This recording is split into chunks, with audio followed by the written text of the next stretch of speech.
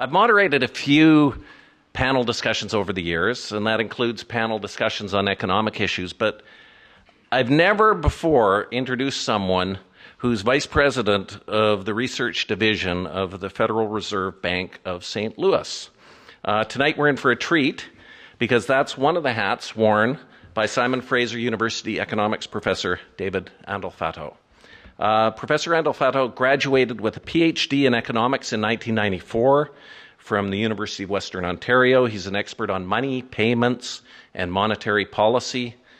It's excellent grounding for tonight's topic in the SFU Vancouver Speaker Series, cryptocurrencies, Bitcoin, and beyond. Some of you might have heard U.S. billionaire Warren Buffett warning investors earlier this year to stay away from Bitcoin. He called it a mirage and a joke. In response, Forbes quoted a venture capitalist, Mark Andreessen. He was saying, well, the historical track record of old white men crapping on new technology they don't understand is at, I think, 100%. So the debate continues.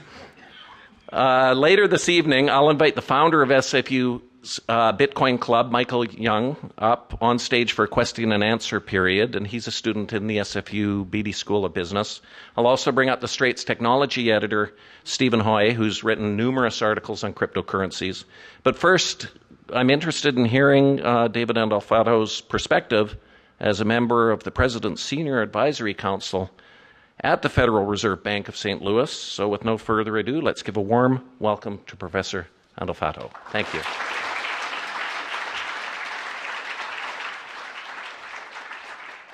Thank you very much for that introduction. Is my mic muted? It is unmuted. How's that? Good? Okay, thank you very much.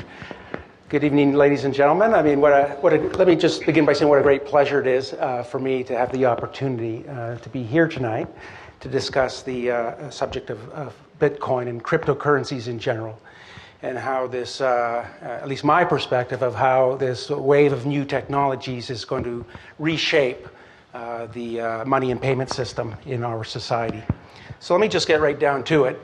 I'll start with just describing the outline of my talk for you. I think that a good place to start is to kind of just step back a bit and just, before we describe what these cryptocurrencies are, is to kind of describe how money and payments work right now. So I'll give you kind of a brief description of how things work, just a nutshell description. I'll review some of the, highlight some of the common complaints of what people complain about with respect to money and payments today. And then what I'll do is explain how Bitcoin is different, both the philosophy, the perspective, and then I'll also spend some time getting into the nuts and bolts as best as I can. I'm certainly not an expert, and I suspect there are some experts here tonight that could probably correct me if I say something wrong. And then I'll be in a position to ask a number of questions. These are questions that have popped into my mind. These are questions that people have asked me. Is Bitcoin a good payment system? I mean, is this a kind of a nice, efficient, low-cost way to organize our payment system? Within the Bitcoin protocol is a monetary policy. And so we can ask, I'm a monetary theorist and policy practitioner. I can ask, is this a good type of monetary policy? Is this the type of policy that people have identified as being sensible? We can also ask whether or not the Bitcoin is a good type of payment instrument. I mean, is it something that has desirable properties? Will it replace kind of major government currencies in existence today? And then, of course, I'll spend a few minutes talking about, will or how or can the government regulate the Bitcoin space. I could basically spend an entire lecture even just describing that part, but I'll just touch on it briefly. And then I'll conclude with a few my own thoughts about how the foreseeable future is likely to evolve in this space. Okay, so how things work now in terms of money, right? I mean, most economies have in place some sort of central bank that's been delegated the responsibility to manage a component of the money supply that economists call the base money, the monetary base. The monetary base consists of things that you're familiar with, the physical cash, the notes that you have in your pocket that we transact with every day. And it also consists of digital currency, actually in the form of the deposits that chartered banks have at the central bank. These exist primarily in just a digital form. And this digital currency can be redeemed for physical cash. I mean, all the chartered banks have to do is make a call to the central bank, and an armored vehicle will come and deliver the cash for them. This base money has the property, typically it's awarded the status of being legal tender. What does that mean? That just means that creditors are legally obliged to accept this type of object, the legal tender, in the discharge of any debt. But more importantly, I think what's true is that this object serves as the economy's unit of account, right? When we denominate, when you go to a supermarket, the price of goods is denominated in dollars, Canadian dollars. When we go to work, we typically negotiate our wage contracts in Canadian dollars. Some people are surprised to learn that a major component of the money supply is in fact not even controlled by the central bank. Usually, in normal times in particular, the private sector is also a major supplier of monetary objects in the economy. Chartered banks in particular manage a supply of what we might label bank money. This bank money historically has taken the form of physical paper notes that you could take to the bank, and they didn't have ATM machines 100 years ago. What you would do is you take the paper banknote to the bank, and you'd make a withdrawal of cash, which back then would take the form of coined gold or silver, which they called specie. These days, these chartered banknotes no longer exist physically. They exist in digital form. They are basically the demand deposit liabilities in our checking accounts. And they are now redeemable in cash, not gold and silver. When you go to an ATM, what you do is you make a withdrawal of government money. So these bank accounts have the other property that they're typically insured to some extent. And in Canada, our bank accounts are insured by the Canadian Deposit Insurance Corporation, I think up to $100,000. Is it still the case today? I know in the United States they kind of upped it during the crisis, but in Canada it's probably the same. So that's how the money supply works in Canada, the United States, and in major developed economies. How do things work in terms of payments? Well, our money is held in basically two forms. First, we hold money in bank accounts. And like I mentioned, these bank accounts are typically insured. These digital banknotes are recorded in the private ledgers of banks, right? And I highlight private. Let's see, where's this little... oh, there you go. Private is italicized because I want to emphasize later on when I speak about Bitcoin. It's very different. It's going to be, I'm going to replace the public with private with public. It's going to be a public ledger.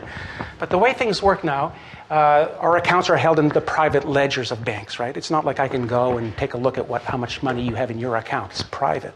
I mean, we trust the banks to kind of keep it secure. That's how it works. And these accounts are debited and credited by these banks or other intermediaries according to the instructions we give them. So this is what we do when we write a check or when we use a debit card. When we use a debit card, we're instructing our bank to debit our account of some digital units and to credit the account of the merchant by the same amount. This obviously entails some trust on our part. Right? We need to trust the bank, that the bank is going to maintain a secure ledger. It's going to do the record keeping for us in an accurate manner. It's not going to start stealing little bits of digital currency from us. Although sometimes it feels that way, right? When they nick us with those little fees. But evidently you signed a contract where they say they can do that in the fine print. The second way we make payments is kind of the way we're all familiar with as well, with just cash in our pockets. In our wallets. The money held in this form is typically uninsured. Right? You lose your wallet, you're typically out of luck. And the way the payments process works here is very different. it doesn't occur with an intermediary. There's no need to trust an intermediary. This is just a peer-to-peer transaction between you and, let's say, the merchant or somebody else. What happens is you just debit your wallet of some cash and you credit the cash register of the merchant, and that's basically it. So one property of this type of transaction, as we all know, is that there's no ledger at all, really, right? There's no digital trail here. There's no paper trail. There's a degree of anonymity there that if the parties wish, they can employ. They may not want to, but we know how cash transactions have this level of anonymity if you so desire. All right, so that's how money and payments works today. So what are some things to complain about here? Money and payments. Well, in terms of the money supply, we hate central banks. I mean, I get this. I mean, I was when what did they call that protest movement? I forget it already. I'm getting to Occupy Wall Street. I don't know what they were doing in St. Louis, but they were organized outside and end the Fed, end the Fed, and they hate central banks. They didn't really understand what the Fed was when I was talking to them, but there's a lot of things to complain about central banks, right? And I'm not talking about the Fed necessarily or the Bank of Canada or things like that, but maybe these banks perhaps in history have not behaved as well as they should have, or there's other central banks today not behaving as they should have. The central complaint is that central banks basically print too much money. Maybe they're compelled to do so by the fiscal authority or something like that, depending on your political persuasion. You think that basically the Treasury, the fiscal authority is just using the central bank as their own piggy bank or something like that. And what's worse is that this excess money creation naturally entails an increase in the cost of living. Prices start to rise, because the government is using this newly printed money to compete for you and me with goods and services in the economy. So this money inflation leads to price inflation.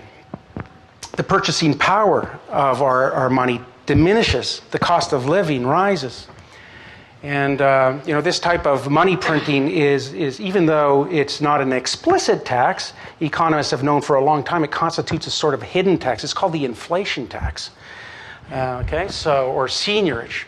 And this is, considered to be bad for a variety of reasons. Perhaps, it's the bad effects hit people disproportionately. People who are cash savers, for example, relatively poor individuals who might not have access to interest-bearing accounts or more sophisticated financial instruments to protect themselves. They'll see the value of their savings diminished. People on fixed incomes, for example. Fixed. What I mean is that their nominal income doesn't change as rapidly as the change in the price level. They see the purchasing power of their wages diminish. And moreover, frequently in high inflation environments, I'll show you some data, high inflation environments tend to be very volatile inflation. So, it kind of just disrupts economic activity. It makes things very difficult to plan. Here's some data on inflation rates. A few selected countries have chosen. The U.S. here is in green. Since 1990, you see the U.S., the inflation rate has actually been relatively low and relatively stable. If I had some Canadian data, it looked very similar to that. But not all countries are so lucky. Take a look at Kenya in the red, for example. Average inflation rate of 15% per annum, and not only that, it's not a steady 15%, right? It's not a forecastable 15%. It's actually quite volatile. It can be 55%. It can go negative for a while. It's quite volatile, and consider Venezuela in the blue, even worse, right? 115% inflation in the mid 1990s. Very volatile, very high, and recently kind of the troubles there. And these are the types of things that central banks afflict their citizens with. These are the types of things that cause people to say, we hate central banks. We don't want to trust central banks. Sure, sometimes they behave okay, but we can't really trust them going forward necessarily. Okay. Well, in fact, people hate all sorts of banks, not just central banks, right? Even I hate commercial banks. I had a terrible time with my bank the other day. Basically, making payments, sending money is not as easy as it should be. That's kind of what you think, right? But of course, I mean, a lot of the old timers in the crowd were probably, to be fair, things are a bit better today than they used to be, right? I mean, it used to be something else. I remember taking a trip to Italy in 1971 with my mother, and we'd take traveler's checks, and and then maybe my uncle was available to drive us like 50 kilometers to a place that might be open, if it wasn't a holiday, and if it wasn't a siesta time, and then maybe we'd be able to get our money. And if we did get our money, we'd get dinged a huge service fee, and then we'd have to carry around a large fraction of this money in Rome, and who wants to do that? I mean, so things have, in fairness, things have become better, but maybe not as quickly as we'd like. Partly the reason for this in the United States in particular is kind of bad. They have this rather antiquated ACH system, this automated clearinghouse system, that was designed and implemented in the 1970s. So it's kind of old, if you consider something from the 70s old.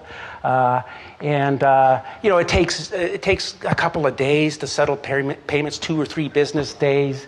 It's kind of clunky. It's kind of buckling under the strain of the demands of modern commerce. So that's a problem. And of course, a major complaint too is that these banks and these money services businesses in general seem to charge too much. I mean, goodness gracious, you call up Western Union and you want to send like $100 from St. Louis to Vancouver, like I tried actually, and it costs like $10. They charge you $10 service fee. I mean, are you kidding me? It costs nothing to send an email. I mean, how can it cost so much to just send some money from electronic money over the? Anyways, don't get me started. Sometimes we feel that there's these entrenched interests in the payment system. These banks are oligopolies. There's some few major players, and they kind of resist innovation. I mean, there's many examples of this. This NACHA, this National Automated Clearinghouse Association, which is basically the governing body for the ACH in the United States. It's basically just a coalition of banks. Recently, I had the opportunity to implement a more efficient same-day settlement process. A number of the banks within this group were lobbying for this, but ultimately it was nixed by some of the bigger banks. Basically, they just balked at the cost. I mean, why should we bother making things more efficient? I mean, where else are the consumers going to go? Something like that. I don't know what the real reason was, but I just realized I'm being recorded now, so I shouldn't say things like that. But in an international context, there's literally billions of people, in fact, that don't even have access to banking. So something like, I read some estimate, 2.5 billion people don't even have access to banks. Even in North America, there's a significant number of people who are not banked, the unbanked or underbanked. This is particularly important, for example, in the so-called remittance market. So in a lot of lesser developed economies, workers go to work in more advanced economies or more wealthier economies. They want to send their money back home to their family. And they have to employ the services of some major remitter, some intermediary. And this intermediary will charge them something, again, in the order of 10% or something like that. So if you're thinking about, I read an estimate, the size of this market, the formal size, I think the informal size is even bigger, but $500 billion per year remitted annually for people trying to send money back home. And, if you think about a 10% service charge, you're talking about $50 billion. $50 billion going away from the poorest people on the planet to these major intermediaries who are pressing buttons, sending electronic information. $50 billion, I heard somebody say, dwarfs the amount of international aid that goes out every year. So that's a huge, huge sum. And, surely to God, things can be better than this. Okay, so this is where this is what motivates, I think, entrepreneurs and visionaries to try to think about how we can make the money and payments system better. The Bitcoin vision is basically to construct a money and payment system without any central authority. We don't want to trust a central authority. I mean, and we don't want to rely on these banks who tend to coalesce into these large interests, and they kind of squeeze extra charges out of us. We don't want to rely on central authorities at any level, if it's possible. I think the spirit is well captured by this quote I lifted from Tyler Winklevoss. He states, he's kind of maybe naively a little bit, but he goes, "We have elected to put our money and our faith in a mathematical framework that is free of politics and of human error."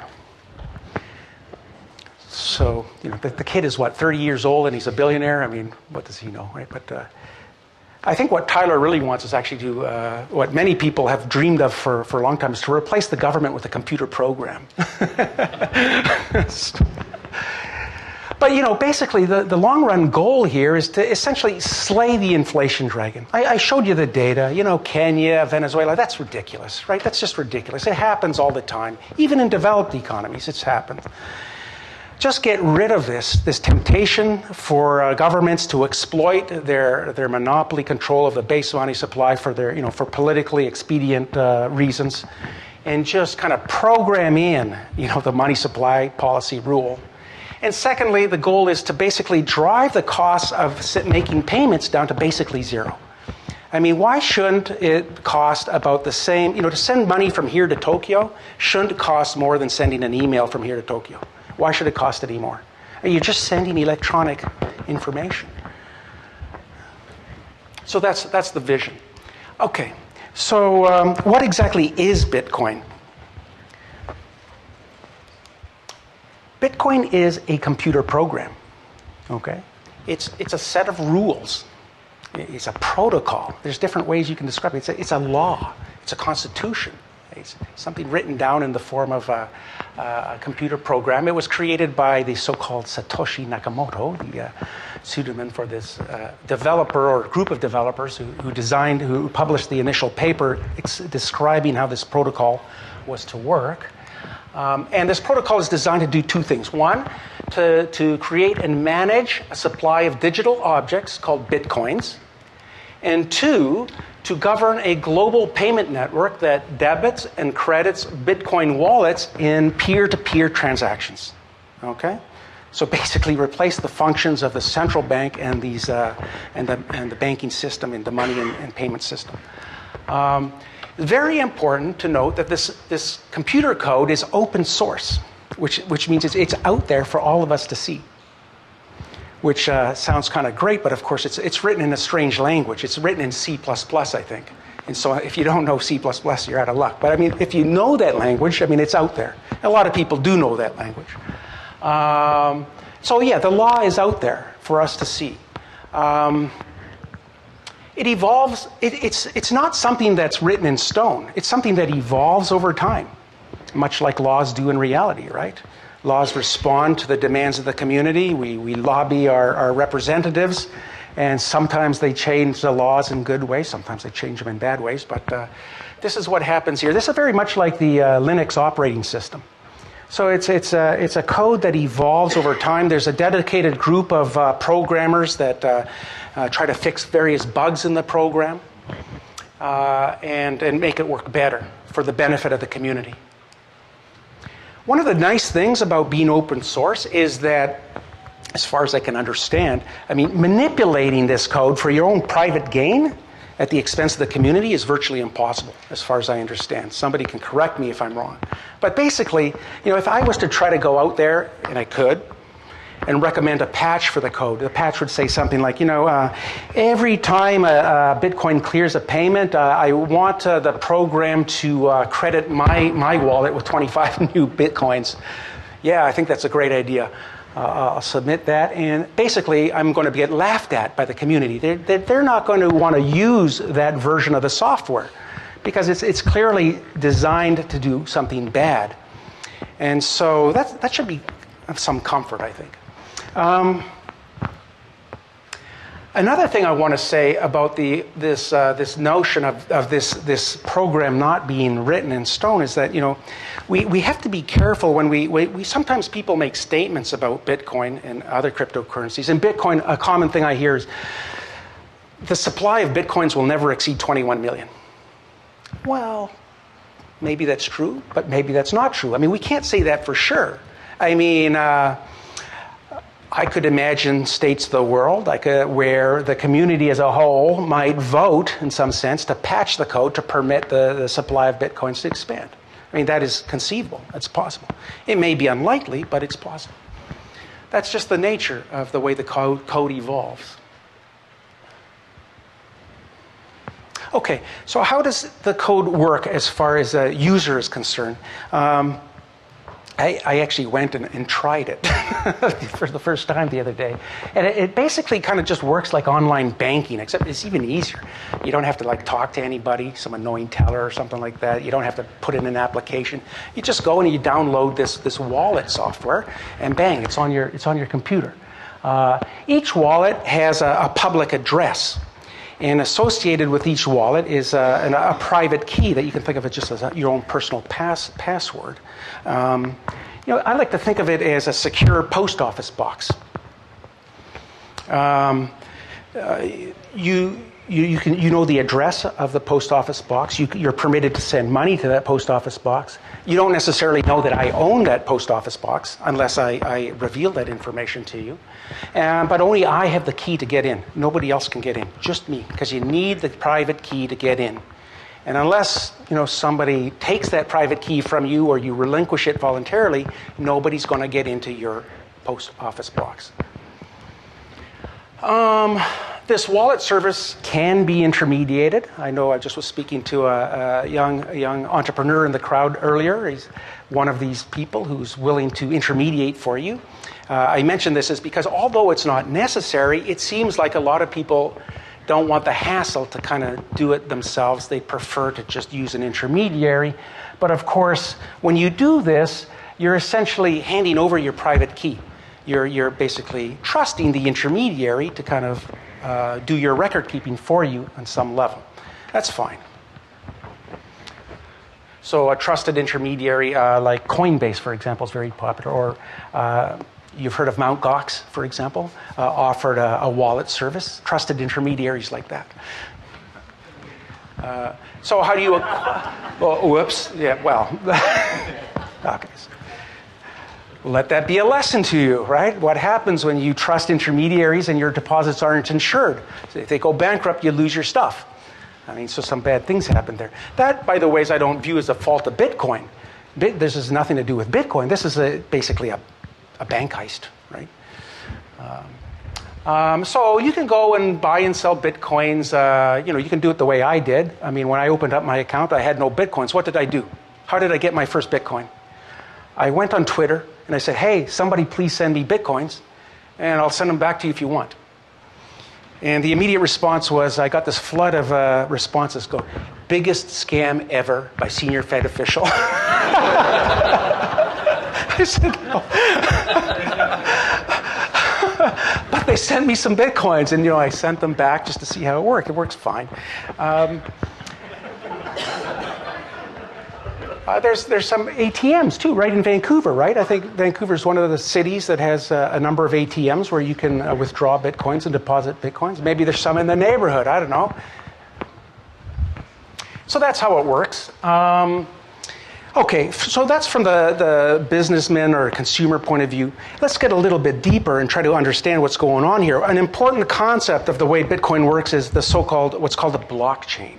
What is the blockchain? The blockchain is a record of the debit-credit history of every wallet in existence. That's a lot of information. And moreover, it's a public ledger. See, here I emphasize public. This is not like bank ledger. This is a public ledger. What does that mean? That means, I use the analogy of a post office box. Think of that post office box as being transparent. It's actually something that It's secure, but it's transparent. So, conceivably, I could have $1 million worth of Bitcoins in this box, and you could walk up and you can look into it. In fact, you'd probably be pressing your face against the glass. Your nose would be like this, and you'd be looking at my balance in envy. But there's no way you're going to get it unless you have my private key. And of course, you may not know that box belongs to me, but you can definitely observe the contents in that box. And moreover, you can actually you can trace the entire history of that Bitcoin from wallet to wallet all the way back to the beginning of time, which in the Bitcoin universe starts in 2009. So there's a lot of information there, and it's just publicly available. If you want to go see it, you can go view it. It lives in a distributed network, which is to say this information is not stored in any central location. I mean, if it was, that'd make it pretty easy for a government to come in and just stamp it out, right? You just locate that place and just wipe it out. But it doesn't. It lives everywhere. It lives everywhere. I mean, we could potentially have it all on our own computers, right? If you want to download the mining software, for example, which I'll talk about shortly. All of the blockchain lives everywhere. So it's basically impossible to stamp out. Libertarians love that property of the protocol. Okay, so how does it work? I make a request, I broadcast a request. I'd like to send some Bitcoins from my address to that address. I broadcast that out to this community of people that are called miners. Okay, so who are these miners? They're basically volunteers, if you like, that are drawn from the community. It could be you, could be me, could be anybody. Anybody could become a miner. It's fine. You just download the appropriate mining software. And what these miners do is their job is to basically verify, for example, that I actually have the Bitcoins that I claim to have in my wallet. Okay, they want to prevent me from, say, trying to double spend my Bitcoin there and there.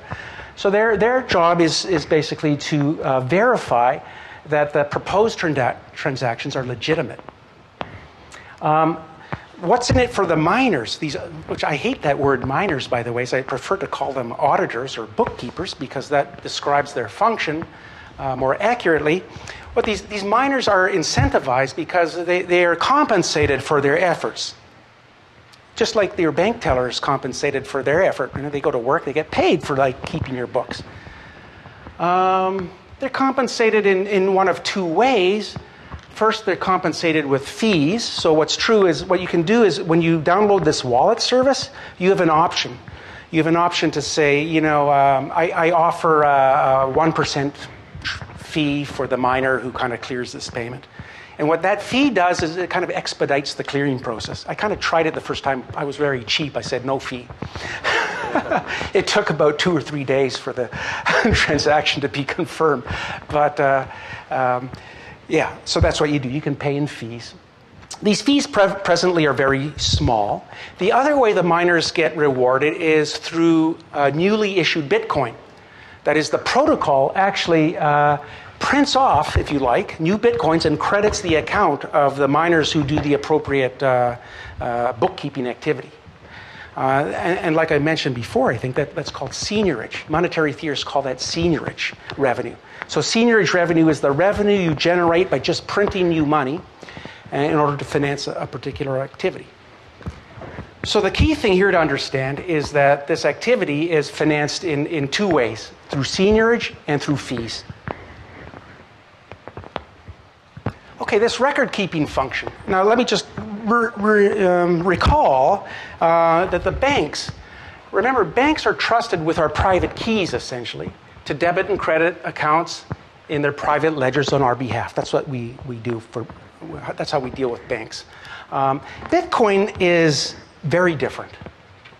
As far as I can tell, Bitcoin uses what I call a competitive auditing and communal record-keeping protocol that is used to verify debit and credit requests across wallets in a public ledger. At no time do you have to relinquish your private key in this process. The miners don't need your private key, so nobody's getting your money. This is very unlike the conventional way it's done today, right? Banks could, if they wanted to, it would be illegal, but they could steal your money. I call it competitive auditing because the miners, in fact, are in competition with each other. Their job is to solve a computationally expensive mathematical problem that is easily verified by the solution of which is easily verified by other miners. And the solution is related to the nature of the payment, the updating of the blockchain.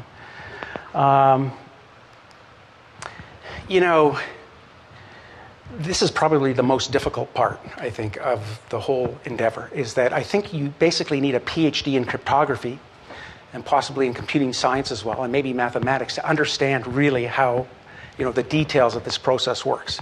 I find it very, very difficult. And I suspect that 99.9% of the population would find it very difficult. But really, who cares? I mean, it's really cheap. Right? The upshot is that the fees seem to be really low.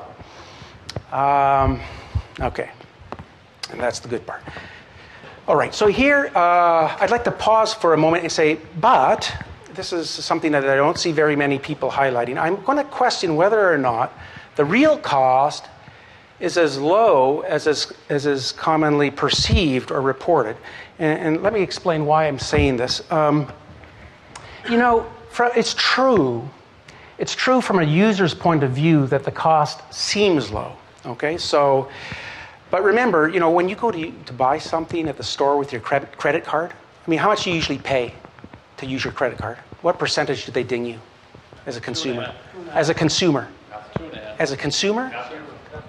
Nothing. Right. As a consumer, nothing. Right. So it's free. Right. It looks free, right?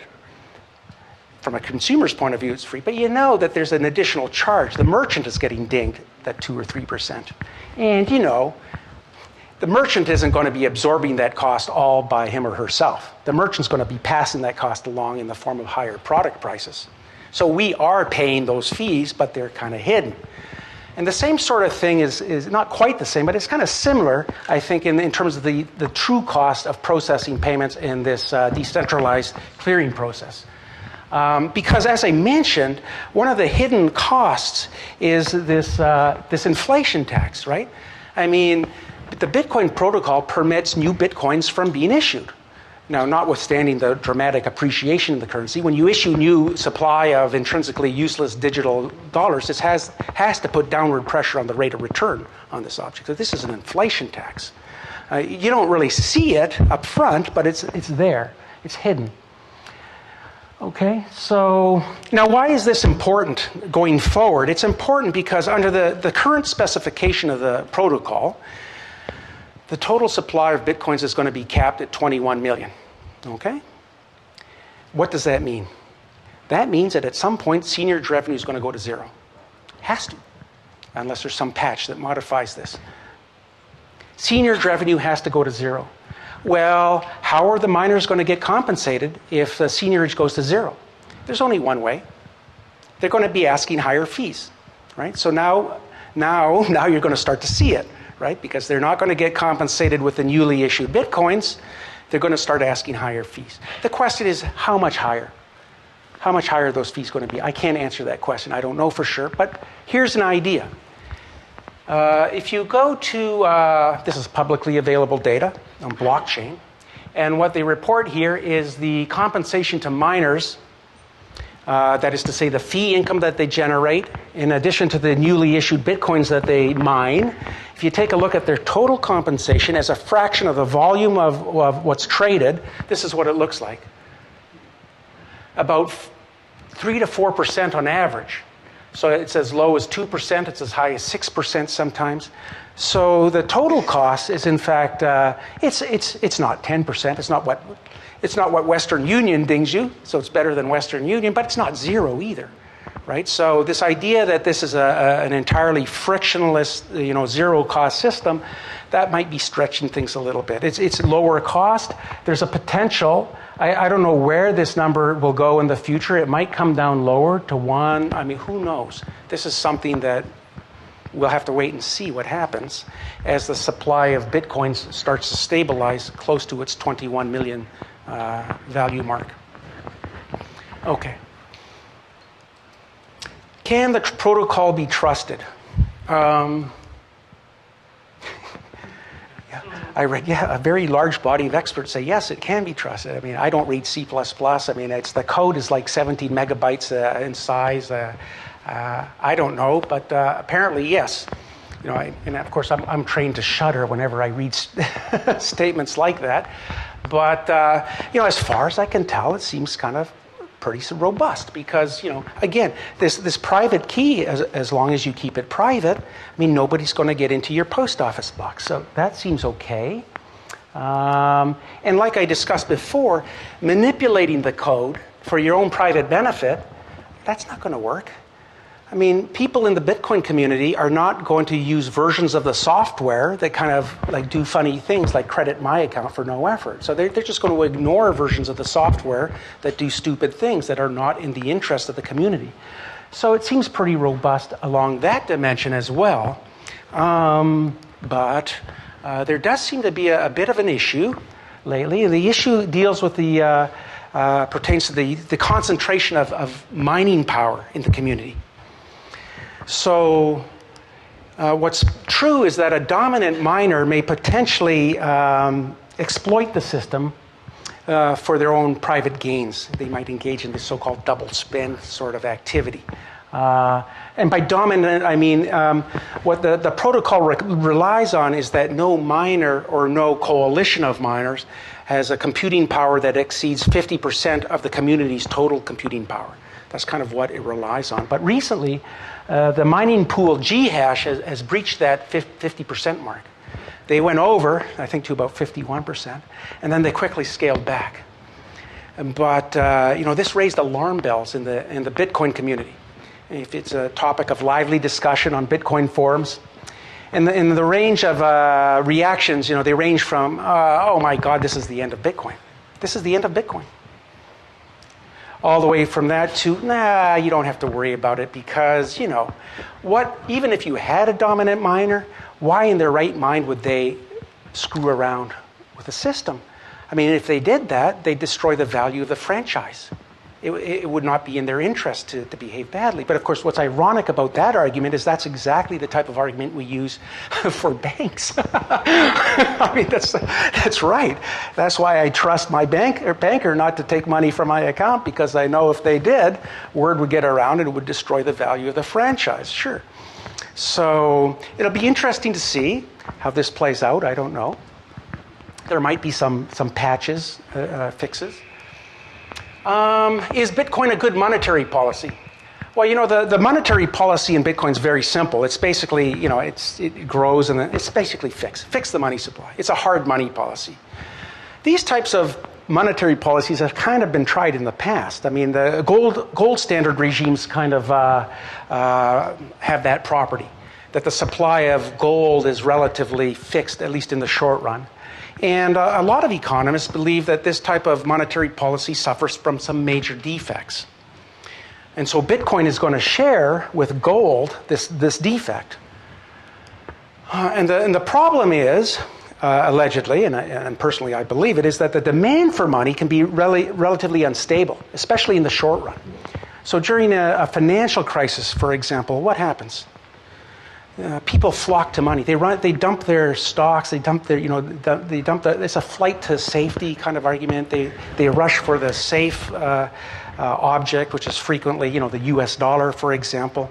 So there's an elevated demand for the currency during a crisis. Why is that a problem? Well, if the demand for currency suddenly rises, that has the effect of increasing the purchasing power of that currency, which is to say, it has the effect of creating a sudden deflation. The price level is going to plunge. Okay, so fine. Why is that a problem? Isn't that good if prices fall? I mean, you can afford more stuff, right? Not necessarily, right? I mean, think of yourself in terms of like you're a firm, you're a business, you're a merchant, and you're seeing your product prices plunge. You still got to make payroll. You still got to pay your creditors. I mean, they're not plunging, they're not renegotiating their contracts necessarily very quickly. You might be forced to default on some of your debts. You might be forced to lay off some of your workers because you can't meet these obligations. And this can kind of feed back and may make circumstances much worse than they otherwise might be. That's the conventional story. So sure, if you are interested in long-run price level stability, by all means, Bitcoin looks like a good monetary policy. Gold standard looks like a good monetary policy. But in terms of the short run, it's going to come at a cost at an excessively volatile price level. Wouldn't it be better if we had some agency or a group of agencies that could respond to these events, to an elevated demand for money, to like print more money, to provide an elastic money supply that temporarily expands the supply of money in times when the demand is elevated, thereby stabilizing the price level over these periods of times. Therefore, not necessarily avoiding recession, but at least kind of mitigating the worst consequences. That's basically the Federal Reserve Bank protocol, the Bank of Canada protocol. That's, in fact, one of the reasons central banks were, in fact, created, was to deal with these types of situations. It's the emergency lending facility that expands the supply of liquidity when liquidity is in high demand. It's kind of an interesting question to ask whether or not this type of protocol might not be embedded in the Bitcoin protocol. And what that might look like, if it was even feasible or desirable. Some data, we can skip that for now. Might Bitcoin replace fiat money? I think that this is highly dubious. People ask me this all the time. Do you think Bitcoin's going to take over the world? Well, I don't think so, but maybe I just lack some imagination. But I think it's highly doubtful. In jurisdictions with low and stable inflation and strong legal systems, I think it might be a different story in some lesser developed countries, possibly. There's several hurdles to overcome. The main one, I think, is the fact that, again, this unit of account role. Let's say in Canada, we have the Canadian dollar. Contracts are denominated extensively in Canadian dollars, right? I mean, I guess a young man like that young man over there might want to go and work at a restaurant and demand to negotiate his contract in Bitcoin units. I want to get paid 1 Bitcoin a week. How much is that? How much is that at current exchange rates? It's not enough? $624 US, but maybe a bit more in Canadian. So that's fine. But of course, his rent payment is, his landlord is asking for payment in dollars, right? I mean, his rent is denominated in dollars. What happens if the price of Bitcoin plunges by 20% over the course of a week, which we know it can? He's going to have some trouble making the rent. Okay, well, you go, well, why don't we convince the landlord to kind of denominate the rental contract in Bitcoins too? Wouldn't that solve the problem? For the young man, maybe, but not for the landlord. The landlord has a mortgage with the bank. The mortgage is denominated in the prevailing unit of account. If the Bitcoin price plunges, sure, his tenant is safe, but now he might have difficulty meeting the mortgage payment. So, do we really want to bother with this hassle? I mean, I think that the Bitcoin price has exhibited tremendous volatility. I think going forward, the volatility is likely to diminish, but I don't think it's going to go away. It's going to be as volatile as, say, gold is, and that's pretty volatile. So I think it's that type of property of the currency. The fact that it's fixed in supply actually works against it as being a medium of exchange, because the short-run rate of return is too unstable, and that's arguably a desirable property of a monetary instrument. On top of that, you have these legal restrictions, some that have come online and some that are in the works. I mean, in the United States, the IRS, for example, has recently ruled that Bitcoin shall be deemed to be treated as not as currency, but as property. And you go, well, what does that mean? Well, that makes it rather awkward to use Bitcoin, because now what's true is that you'll have to record the capital gains and losses whenever you buy and sell Bitcoins. You buy Bitcoins low, you hold on to them for a week, you make a nice capital gain. You're going to have to report that on your tax form. Kind of a pain in the butt, right? But I recommend that you remain tax compliant. But that's just got to make using Bitcoin more awkward, right? That's what the government can do. They can't eliminate Bitcoin. They can't do stuff like that. But they can make it more awkward to be useful as a currency. Will Bitcoin be regulated? Yeah, there's lawmakers around the world are struggling with how or whether to legislate these cryptocurrencies. The main concern seems to be in terms of how these currencies might facilitate money laundering or kind of financing terrorist activities. This is really what the main concern is. But on this front, I think Bitcoin actually has an advantage over cash because cash doesn't leave any trail. But that's not the case with Bitcoin. Bitcoin is not as anonymous as cash. Bitcoin leaves a digital trail. Now, maybe it's tough to identify individuals to a particular trail, but it's not impossible. And I know, after speaking to representatives like from the FBI, for example, they have techniques. People make mistakes. They put information on the internet that by mistake links them to a particular digital wallet. And there are techniques where you can discover the identity of people making this transaction. So in this sense, from the perspective of anti-money laundering activities, Bitcoin might actually be kind of a blessing in disguise. There's also concern for consumer protection. The events at Mt. Gox, for example, the disappearance of all these wallets. I think legitimate Bitcoin businesses, what they want is a clear regulatory framework. And I think in this regard, Canada is ahead of the pack. Just the other day, the Parliament passed a bill, C-31, which is kind of what, among other things, it stipulates that dealers in Bitcoin will have to register with some relevant authority, anti-money laundering agency in Canada, and that banks will not be permitted to open accounts on behalf of dealers that are not registered, things like that. These are developments that I think are by and large welcomed in the business community, right? Give us a clear regulatory framework where we can conduct our Bitcoin business above ground on solid legal footing. And so that's what's happening here. I think Canada has a more enlightened approach relative to other jurisdictions. You've heard like in China, they kind of banned banks from dealing in the product. The European Union kind of has recommended that banks not deal with this stuff. The US and Canada seem to be a little bit more enlightened in this regard. Okay, let me conclude now with just a few words, my own thoughts about the future of money and payments. The main question in terms of money, will Bitcoin replace national currencies? I don't think so, at least not the major currencies, not the US dollar, the euro, the yen, things like that, and for reasons that I've already spent some time explaining. But on the other hand, I think that what's potentially really nice about this cryptocurrency revolution is that it constitutes a sort of threat to central bankers. It says, if you don't manage your money supply in a responsible manner, people will. Like legal restrictions notwithstanding, people will flock to some substitute vehicle. And so this is potentially a force of good for disciplining monetary policy all over the world. So I think that's a good thing.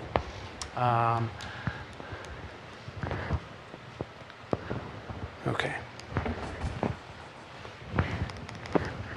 One more slide.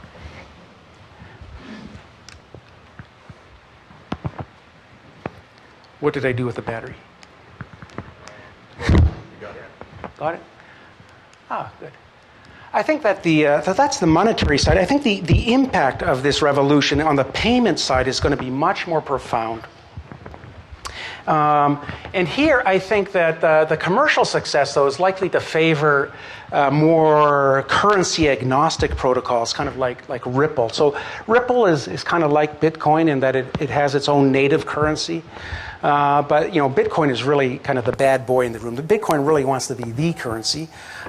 Ripple uses many of the same cryptographic techniques that is available in Bitcoin, but it permits payments in all sorts of currencies. Ripple doesn't care if you send money in Canadian dollars or yen or indeed in Bitcoin. Sure, you want to send money from A to B, use our protocol. We'll charge you a lower fee. And you want to send Bitcoin, that's fine. We'll do it all for you. And so I think I'm a little more bullish on protocols like currency agnostic protocols like Ripple. And moreover, we should expect competition, right, with the incumbents here. I mean, they're not just going to be sitting on the sidelines. I mean, these people are not idiots. They have resources. They have people working on this. I mean, just recently, you may or may not have heard, but MasterCard just recently announced a patent application for what they call a global payment interchange system that's designed to accommodate coupons. You want to send your coupons? So I send my coupon from me to you, or some social media credits, which are kind of a type of local currency that belongs to a social network. They'll send money from various types of digital wallets. Indeed, they'll send bitcoins. They propose to be able to send bitcoins. In a sense, they kind of ripped off Ripple here, right? It's this currency agnostic sort of payment platform. At the end of the day, I think these developments are really, really exciting. I mean, I'm excited to see these things happening. And I think they're going to induce a lot more currency competition. I think that's a good thing. And I think ultimately it's going to end up in lower bank fees. It's going to become much cheaper, much more efficient to move money around. And I think that's going to benefit consumers and businesses alike. So on the whole, a very, very positive development. And I look forward to see how the future unfolds. Thank you.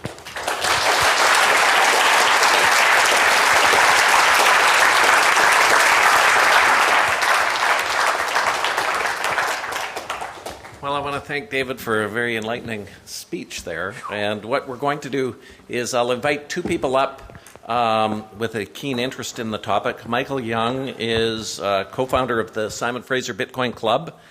And he's explained Bitcoin on various media outlets, including CBC, the Vancouver Sun, Huffington Post, Global TV. And he's...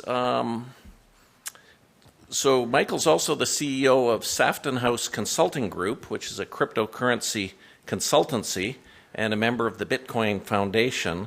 So you can follow him. Now, David, why don't you come up, Michael, and then you can tell what your Twitter handle is and have a seat. And then what we will do, I'll have Michael explain what he does with the SFU Bitcoin Club. And then I'll invite Stephen Hoy up, and Michael and Stephen will be asking questions of David. So could you start, Michael, by just explaining what the SFU Bitcoin Club does?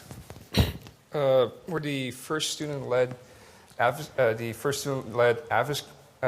group for Bitcoin in Canada, and our goal is to educate Canadians, and people in North America about what Bitcoin is, what the benefits are, and also to try and push for university engagement in cryptocurrencies.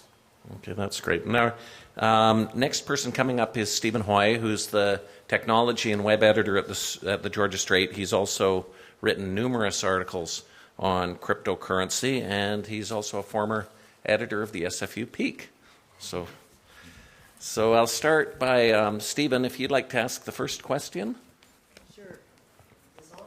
Yes, on. David, if you listen to enough Bitcoin podcasts, you'll hear a lot of libertarians saying that if Bitcoin succeeds, the central banks will fail and become extinct. So, you're a central banker. Does central banks like the Fed have anything to fear from Bitcoin? No. No, and it's for the reasons that I tried to explain, is that I think that the properties of Bitcoin, despite the physical differences with gold, I mean, you can't get quite any more different, right? I mean, Bitcoin exists as a virtual object. Gold is something solid, but I mean, they both share a very important characteristic, and that's they're relatively fixed in supply. That means the supply can't respond to demand fluctuations. And if you're a believer that the demand for money is unstable, and this generates, exacerbates the worst effects of the business cycle, then there is going to be a role, I think, for a central bank. Now, I guess in principle, like I was mentioning, you could modify the Bitcoin protocol to have that elasticity built into the protocol, but I'm not sure how that might work as a practical manner. But short story, responsible central bankers that keep inflation low and stable for extended periods of time, I don't think have very much to fear On the other hand, other central bankers perhaps do. I mean, I showed you Venezuela, for example. They might be a little bit worried. So, Michael, do you have a question? Yeah, I have a question about, I know you're a central banker, but do you think that Bitcoin is a threat to governments? I don't think so. And why do I say that? I mean, the only potential threat I can kind of see is in the fact that governments may not be able to resort to the inflation tax. If people are not using the government currency, they're going to be using some alternative. And now the government loses its ability to tax by just printing money. Okay? But that does not prevent governments from taxing in other ways. I mean, taxation existed long before money did. I mean, you could just go seize, seize labor and just, you can just seize the stuff. And there's other forms of taxes. So I think a government that's intent on from the libertarian argument, a bad government has other tools at its disposal. And I don't think Bitcoin is a solution against governments who want to behave badly in that manner. We're going to take questions from the audience in a few moments, but I'll just get a couple more questions from the panel. Stephen? Sure. While we're talking about libertarians, another thing you'll hear from libertarian Bitcoin believers is that the US dollar is going to collapse like any day now. So what do you tell those people? Yeah, you should make a bet. I mean, if you had made that bet over the last 5 years, you would have lost a lot of money. Yeah, go ahead, make the bet. I don't see it, but one of the fun, economists will tell you. In fact, one of the difficult things to forecast is asset prices. So who knows? But I mean, no. The U.S. dollar is the world's reserve currency. The United States, for the past 30 years, has run a very responsible monetary policy, in my view. I mean, price inflation has remained very low, relatively stable. It's the go-to currency. And that is not a property of Bitcoin. The purchasing power of Bitcoin fluctuates like crazy. Bitcoin might turn out to be a good investment, but as a vehicle for facilitating everyday exchange, its high volatility. I don't think makes it very suitable for an everyday payment instrument. That's my own personal view. That's true. I mean, the other day I bought a coffee and it was like $4, but when I looked at my wallet, a few days later, it cost me like $5. So, but anyways, just one more question. What scenarios could you see forcing Bitcoin to become mainstream in a country like Canada or the U.S., where you do have a relatively stable dollar? Forcing Bitcoin to become mainstream is probably not the word I would use. I mean, Bitcoin's going to enter into the mainstream just on its own, because I think it will find its niche markets. It does have this kind of cool factor associated with it. I mean, go to the Starbucks and you can buy your latte with Bitcoin and stuff like that. This phenomenon of competing local currencies is not a new one. I mean, there's a lot of local currencies in existence today. The Ithaca dollar is one of the most famous in Ithaca, New York, but even in Canada, there's dozens of local currencies. Of course, Canadian Tire money, for example. But, Canadian Tire money isn't so cool, right? I mean, Bitcoin, I mean, that's pretty cool. I think there's a lot of legitimate businesses. I know, we know Overstock.com, for example, is accepting payment. I heard the CEO speak on the matter at a conference in Washington just a few months ago. And he said that their practice of permitting payments in Bitcoin actually expanded sales. It did not just steal sales away from traditional cash payments, but it actually on net expanded sales. That's what they believe. It was interesting to note he didn't actually hold on to the Bitcoin. The company actually, as soon as they receive the Bitcoin, they dump it on an exchange. But I think that there's forces in place that Bitcoin will become more and more mainstream. Although I don't think it's ever, I shouldn't say that, who knows what's likely to happen. What was that you said about aged white males, their forecasts? Who knows what's going to happen. And Michael? So you're saying Bitcoin right now is too volatile for some people, for most people, I guess. What would it take for it to become stable, in your opinion? Well, I think that you'd have to build into the protocol some elasticity in the money supply. Is it just purely based on like how many people are spending it, using So it? think about what would happen during a financial crisis. And let's take as given for the moment that Bitcoin is a safe haven. And why shouldn't it be? We should trust, there's a lot of reasons to trust the protocol. I mean, just because it's virtual stuff doesn't matter. I mean, it seems to be, fixed supply. I mean, I could see people flocking to Bitcoin in a period of a crisis. But, from a macroeconomic perspective, that's not necessarily a good idea. That's going to be highly deflationary. And again, partly the argument hinges on the extent to which you believe debt contracts are nominal. Because now if the price level fluctuates and the nominal debt obligations remain relatively fixed, that's going to have severe negative consequences. And it's just that property of Bitcoin that I think, again, I want to emphasize, it may be a good investment.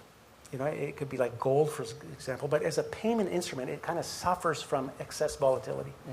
And it's built right into the protocol because the supply is so rigid. That's my own personal view. I'll ask one question, then we'll take them from the audience. Mine concerns the financial blockade of WikiLeaks, the issue concerning the U.S. government's capacity to regulate and even compel companies to bend to its will, as we've seen with the Edward Snowden.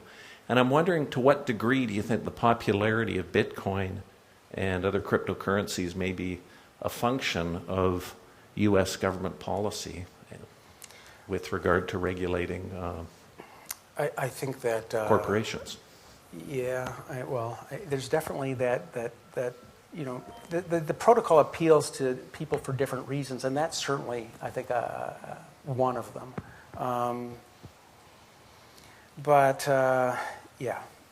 I don't know what I can say about that. It definitely appeals to this crowd, that kind of distrusts the government, and it's kind of this libertarian's wet dream, right? I mean, you got this like stateless digital currency that's beyond the control of any central authority. Yeah, that's not entirely true, right? I mean, the IRS, the government has various tools at its disposal that it can regulate and make things more difficult.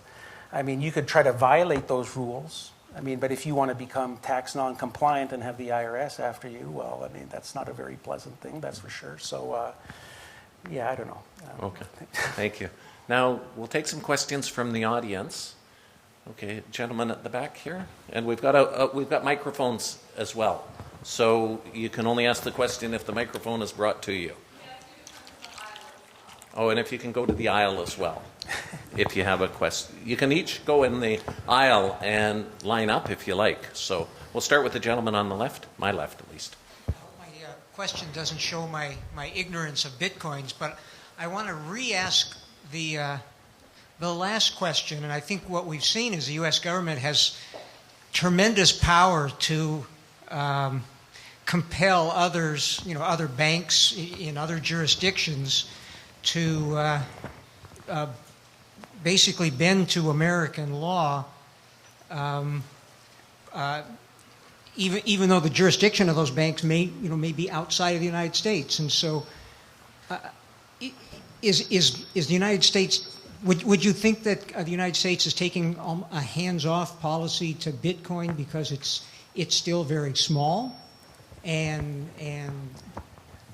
not particularly seen as a risk, and as it gets larger, do you think it'll catch the attention of the governments and they'll want to step in and regulate much more strongly?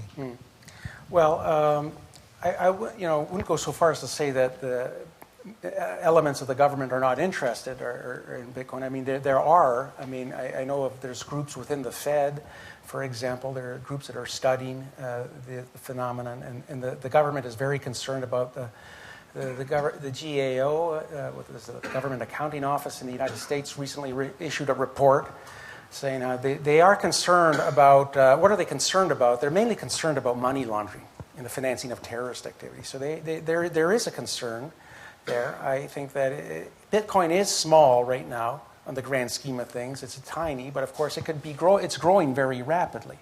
And I think there are elements in the government that are aware of that, and they're trying to preempt, kind of bad things from happening. The gentleman on the right.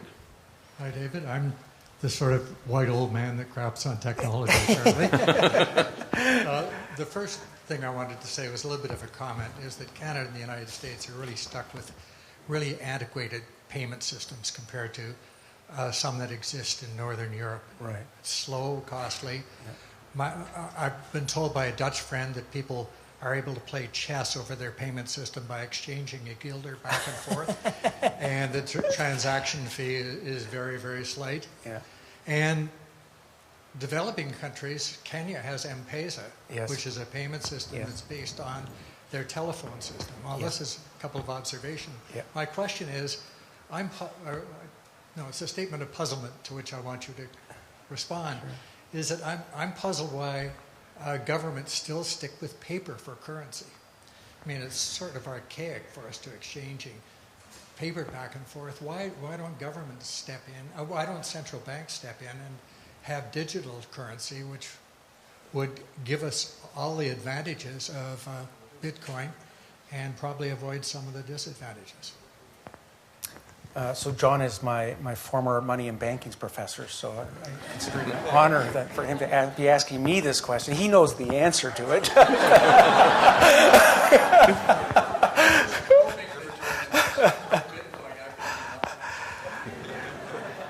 That's a very good question, and indeed U.S. dollars and Canadian dollars do exist in digital form.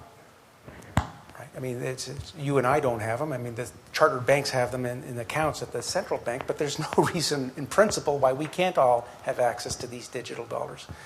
I don't know what the answer to that is, apart from saying that I think at some level there might be some deep-rooted demand for paper currency. I remember Will Roberts and his co-author at the Atlanta Fed once wrote a paper called "The Demand for Anonymity." And so if the Fed or the Central Bank of Canada went to this digital route, again, digital money leaves digital trails. And I guess, if they wanted to, there might be, maybe Canadian Tire paper money would kind of emerge as the currency. I don't know. Short answer is, I don't know. I don't know why that's the case. I mean, maybe one day, maybe we'll go that route. Yeah. Okay, the next question on this side, and if people have questions, they can get in the aisle, and then it'll be easier to manage. So, David, thank you for coming to speak with us. I know you're probably a busy man down in St. Louis. Oh, very busy. The question I had related to this idea of referring to the gold standard, which I always have found interesting because during a time of crisis, people buy gold. But if the economy were to crash, you can't really buy anything with gold. You can't go to the supermarket and buy your groceries with gold. So I'm looking at Switzerland as that has a dual currency, the Weir. And so do you see the opportunity for Bitcoin having a place as a secondary currency operating within an international market, similar to the way Switzerland has the Swiss franc, but in times of crisis, lots of their citizens go to the Weir? What is that second currency? I admit, I'm embarrassed to say I'm a little, I don't know about that. But. The Weir. I'm not. The Weir? The Weir is, from my understanding, is a currency that almost lays dormant during the good times in Switzerland, but it becomes a bit of a barter currency. And who issues this object? If you would like to. Yeah, sorry. Yeah, the Weir was designed in 1934 by a small group of business people who.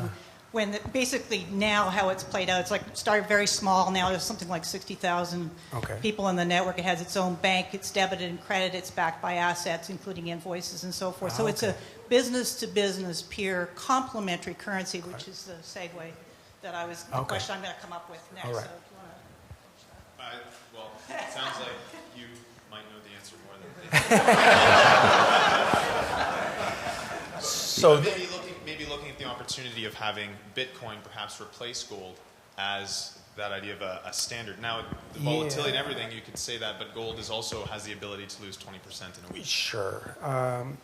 So I guess if I understand your question correctly, so you're thinking about pitting Bitcoin against gold.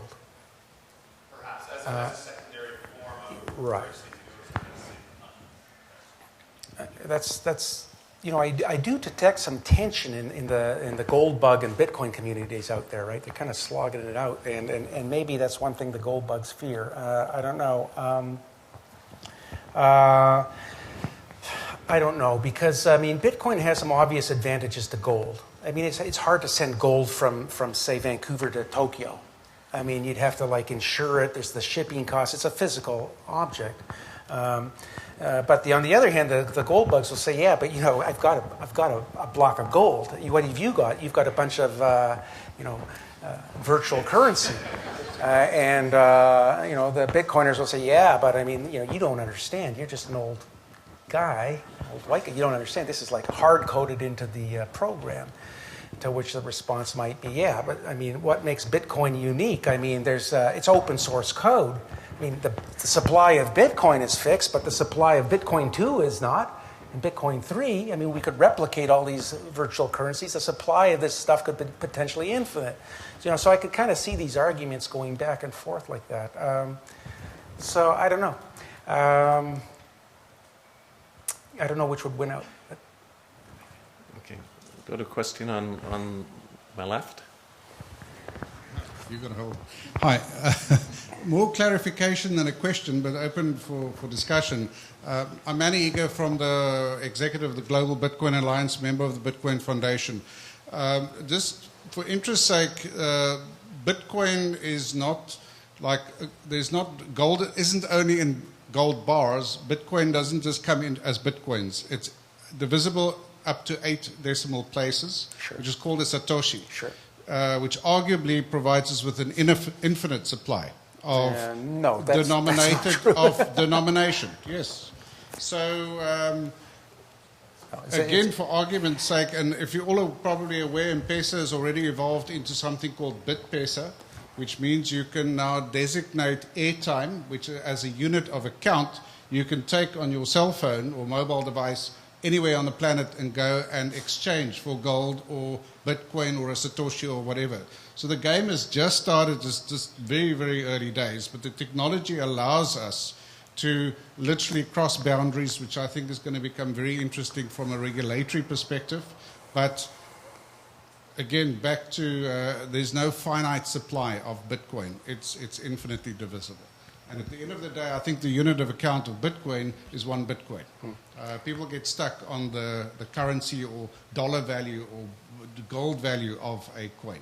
And we need to move beyond that. But for comment. Okay, would you like to respond? Yeah, so I'll respond. You made 2 statements, one of which I disagree. And Michael, you could respond as well. I disagree with wholeheartedly. The other one I totally agree with. This ability to make payments, M-Pesa that John brought up, that's a great example. I think that this is the way things are going to go. In terms of referring to the fact that the Bitcoin is divisible to 8 decimal places, that does not solve. That does not imply that there's an infinite supply. Just do the math. There's a finite supply. To be infinite, it has to be divisible infinitely. So whether or not that turns out to be a problem, that's a completely different matter. But certainly there's no question that currently in the protocol there's a finite supply. 21 million Bitcoins divisible to 8 decimal places. Michael, would you like to comment on that? Is there an infinite supply or not? It's definitely not infinite. It's finite. So it's like, almost like me going out there buying a piece of apple and grinding it into a billion bits. It's still 1 apple in the end. And it's up to time to really develop and see how much that little bit of Bitcoin is actually worth, and actually spend 1/10 million of the Bitcoin and get something out of it. Mm-hmm. But that being said, though, it is possible to potentially change the protocol to increase the number of decimal places by consensus, if needed. If needed. Okay. Now, question on the right. Thank you. My name is Donna Jones, and my game is change. 10 years ago, there were 5,000 complementary currencies worldwide. Complementary currencies in this conversation are verbalized as competitive currencies. They're not, in fact, competitive. The previous colleague who raised the VIR, the VIR was, as I say, established in 1934. What they discovered when they researched it is when the Swiss franc dropped, the currency, as you said, the currency in the VIR went up. So in other words, it began to stabilize the monetary system. There's been much bigger innovations on the VIR since then. elsewhere in the world. But the important thing about it is that the monetary system, the one we have right now, isn't that stable overall. We've had a bunch of crashes. I'm sure some of people in this room have lost money due to them. And the objective, and really the role that these complementary currencies play, is to help build some resiliency in the system. So if we took the word competitive out and put in the word complementary, would all of a sudden Bitcoin now look like a means to stabilize the system to a degree? It's an interesting question. Does anyone on the panel want to take it? I guess I should.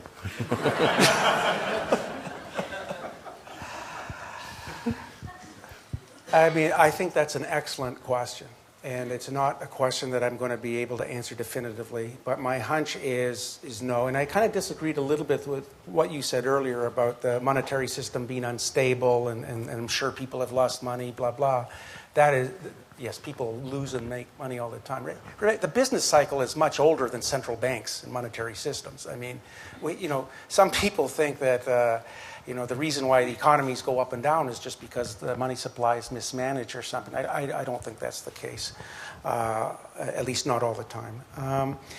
Is the available of this alternative currency potentially stabilizing? And in some sense, we do have this alternative currency in the system already, to the extent that I mentioned a major source of liquidity in the economy is generated by the chartered banking system.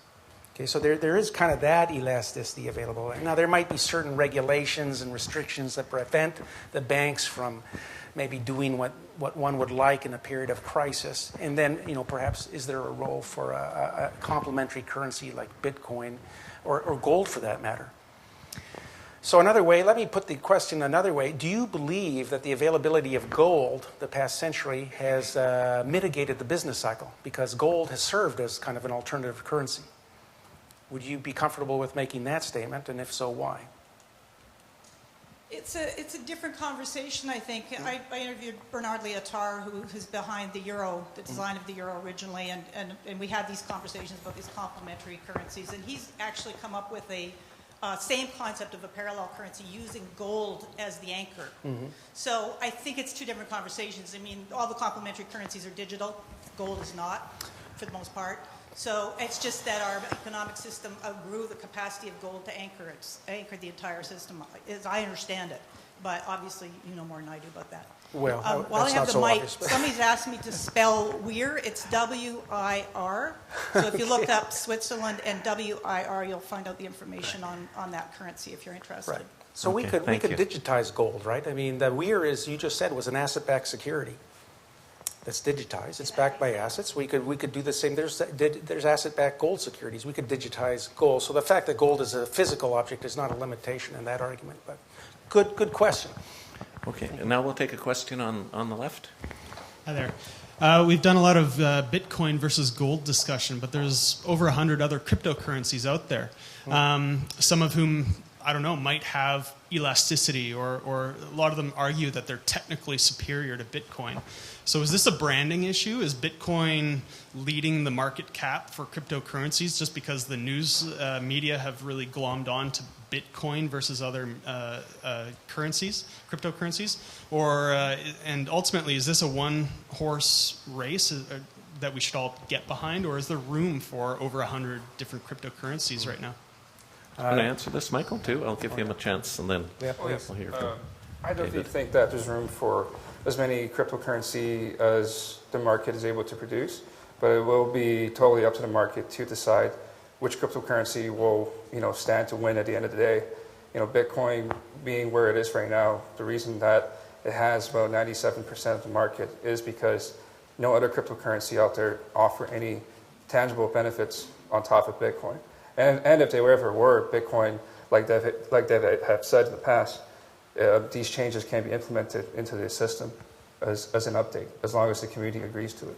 So Bitcoin is very resilient, and yeah, there's no issue of having too many cryptocurrencies.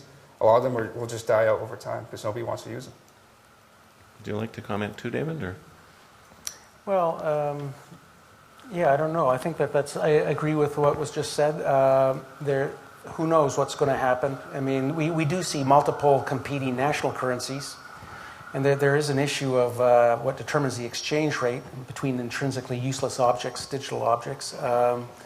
But at the end of the day, I guess Bitcoin has this first mover advantage. It has this reputation. It has the blockchain is well established. It is amenable to change if the community so desires. So apart from, perhaps, I mentioned Ripple, which is kind of, does something that Bitcoin doesn't do. Ripple is more currency agnostic. So there might be room for platforms like that. But we'll see. We'll see what the marketplace decides. Yeah. Okay, we'll go on the right here. I had a question regarding the elasticity of the money supply. Mm-hmm. So you say that in periods of high demand for money, then the central banks compensate by printing more money so that they can help keep that balance. Yes. So to keep it balanced, wouldn't they then have to retract the money that they printed in Correct. the period of low demand? Yes. So when and how do they go about doing that? Well, young man asking all these uncomfortable questions. So historically, I mean, for example, what the Fed would do would be to, make loans during the seasonal cycle, for example, like 100 years ago or something like that. And the way that you would, the way that the money is injected into the system is that the Fed just doesn't just print money and distribute it with a helicopter. The way that the Fed is required to inject the money into the system is by actually purchasing assets. So if I'm the Fed, what I would do is I would go on the market and buy a bond from you, a government bond. I would take that bond out of circulation and I would inject cash because you need the cash to meet payroll or something like that. But then after the crisis or the elevated demand has subsided, what the Fed can do is just reverse the process. What I do now is I have this security on my balance sheet. I see that the demand for cash has subsided. I will now sell the bond and suck the cash out of the system. That's how it can be done. I just want to congratulate the quality of the questions. They're very good. Yeah, very good. Too good. Did you? Nobody's brought up Ron Paul yet. Now, did you have a follow-up? Yeah, I got a part two. So then what limits the creation of bonds? Well, in the United States, I think they're prohibited. There's a cap, right? I mean, the Congress is always fighting to kind of increase debt issue. I don't know about in Canada. John? There's no limit. The people, I'm more familiar in this case. I've been living in the United States for the past 5 years. The people is what limits it. I mean, if the government starts issuing too much debt, the representatives come under political pressure. People are concerned about servicing the debt, paying the debt back in the future. And political pressure will be brought to bear on the representatives who will then enact measures to kind of bring the debt in line. That's ultimately. And also, I should say, the market also, right? I mean, when the government goes and floats a new bond issue, I mean, the market appetite is dictated in the yield they're willing to, the price they're willing to pay for that bond. And currently, the yields on U.S. Treasuries are close to zero on the short term, right? So that means there's a huge appetite out there around the world for U.S. bonds. So the market and the will of the people, that would be my answer to you. Now, a question on the left. We only have a few minutes left, so if we can make the questions quite snappy, I'd appreciate it. Thanks. Super quickly, I was just wondering, who can alter the Bitcoin protocol? Is it a single individual or a community? Yeah, so I believe, now I'm not an expert here, maybe you can answer this question better, right? Or who, anybody, like you can write on your computer a change to the code, and you just provide this code to the community and see if they want to update their version of Bitcoin to the one that you produce. So you don't necessarily have to be any individual per se, but they would have to, the community has to decide if they want to update the protocol or not. Okay, thanks. Over here? Oh, sorry, did you have one more follow-up? So I guess by community you mean everyone that trades and uses Bitcoin. So is it just like a majority? Is it just a simple majority of the community? If they agree to it, then the change is adapted. I mean, you mentioned someone could make a recommendation that was clearly just for their personal gain, then obviously it would be accepted. But we've spoken a lot about implementing elasticity controls might make it a little bit more user friendly, or could improve it. So would that just have to be a majority of the community would vote on it, and it would be the happen? majority vote, and it would be. There's a core dev team in the community, lodges stuff with it, and then they decide. Sorry, there's a core development team that is behind Bitcoin, but they take in the recommendation by the community and try to implement those changes, and those changes are good. You'll see miners, people who are mining Bitcoin, people who are using Bitcoin, using this new version of the software, if it's worth going towards. Okay, thanks. Now we'll go to this side. There already is worldwide, including in Canada and the United States, a reserve currency already, and it's barter. Bona fide barter in the United States and Canada and worldwide is fully transparent and approved by the IRS and approved by Revenue Canada and all over the world. And those of us that use it, it's very, very close, and it is regulated, transparent, but it is more local. But I've been to, say, Australia and used barter currency there from Vancouver and that type of thing. So how does that fit with Bitcoin? I don't know. If you have any comment on that. What do you mean by a barter currency? Those two words seem almost... yeah, well, it's barter. It's created on a computer, and you get a card, like a credit card, and there are fees to pay, and it's reported as income or whatever. Okay. And it's a worldwide movement, at least 20, 25 years, and it's very strong in Canada and the United States. Oh, my goodness. I'm not aware of this. Well, we're all going to have to use our Google after. Now a question on this side. I just have a range of thoughts. I'm a kind of a YouTube junkie, and I watch a lot of documentaries online. And I think that there's there's a number of concepts which people in kind of public forums, certainly that are representing kind of federal interests in the states, and as I've witnessed anyway, the Federal Reserve and whatnot. And, they don't really talk about some things like public acknowledgments by people like Donald Rumsfeld saying that $1 trillion can't be accounted for from, defense spending in federal budgets and whatnot, which are financed ultimately by, bond purchase and whatnot out of the Federal Reserve. And then you can go into any number of levels. And, one thing which I kind of am just trying to highlight is the fact that, in this talk tonight, you talked a lot about how, there's the price level is stable, and that's the core goal of, the Fed's monetary policy and whatnot. But, really in the last decade, what we've watched in North America anyway is basically, instead of like price stability, it's asset appreciation. So really, we have all these inflationary effects that if you built in, the price of housing and gas and all these types of things. Can we get a question? Because we only have a few minutes left, and I'd like this gentleman to have a question too. It's just that, it's kind of like Coca-Cola wants to preserve its kind of domain over the cola business. And there's not really a lot of transparency. People don't know a lot about the negative things. And so, what role do you guys have to preserve the integrity of this structure as employees, effective employees? Me? What role do I? I just work in the research division there. Okay, that's a good answer. No, look, there were several questions in what you were saying, and I think let's meet afterwards. Okay. With a beer. And now I'll just have the final question here to the gentleman on my right. Yeah, thank you. A two-pronged question for you. Okay. So, what is the time horizon for the U.S. to install or enact some sort of regulation? And two is if you've become the de facto expert on behalf of the Fed for Bitcoin, and what role the Fed or you may play in developing that regulation.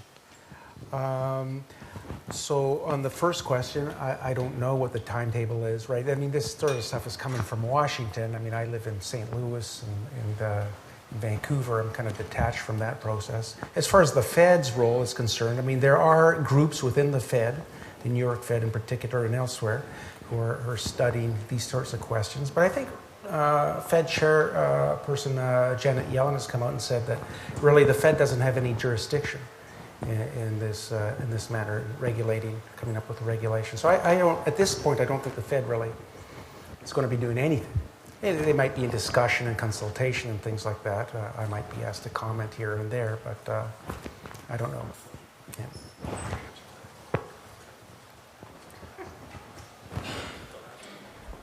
I just had to clarify one last point. But now that wraps up this aspect of the presentation. I want to thank David Andolfato for coming out and being very frank and answering all the questions, which is not what some people may expect, from the Federal Reserve, but you were very forthcoming and we really appreciate it. I also want to thank Michael Young of the SFU Bitcoin Club and Stephen Hoy. Now at this point, I'd like to invite up onto the stage Associate Professor in the Department of Economics, Alex, now I'm going to try to pronounce your name properly, Karaivanov. Okay, thank you.